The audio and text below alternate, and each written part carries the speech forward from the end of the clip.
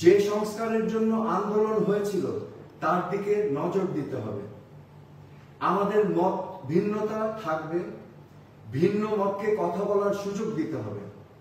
আন্দোলনকারী ছাত্র জনতার মতো আমারও দাবি যে দেশে ভোটাধিকার প্রতিষ্ঠিত হোক, সাম্য আর ন্যায্যতার ভিত্তিতে সুশাসন প্রতিষ্ঠা করতে হবে।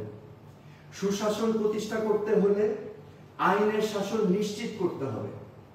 বিচার ব্যবস্থা, জনপ্রশাসন এবং পুলিশ বাহিনীকে রাজনীতির প্রভাব মুক্ত রাখতে হবে।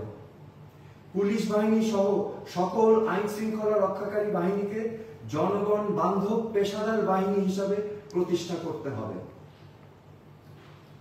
মেধাভিত্তিক সমাজ বিনির্মাণে শিক্ষা ব্যবস্থাকে বাস্তব উপযোগী করতে হবে।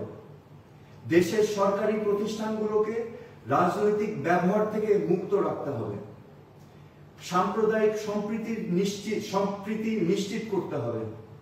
মানুষের কথা বলার অধিকার সহ সকল মৌলিক অধিকারকে গুরুত্ব দিতে হবে।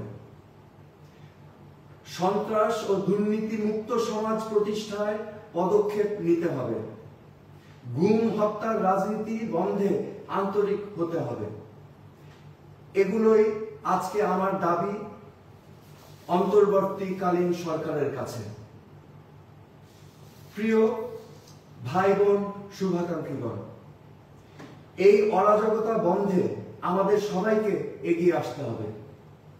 এভাবে চলতে থাকলে বাংলাদেশ পথ হারিয়ে ফেলবে। সম্মিলিতভাবে ছাত্র জনতা, পেশাজীবী এবং সকল স্তরের মানুষকে নিয়ে আমরা যদি এই সংকট মোকাবেলা না করি, তাহলে বাংলাদেশ এক গভীর সমস্যার সম্মুখীন হবে।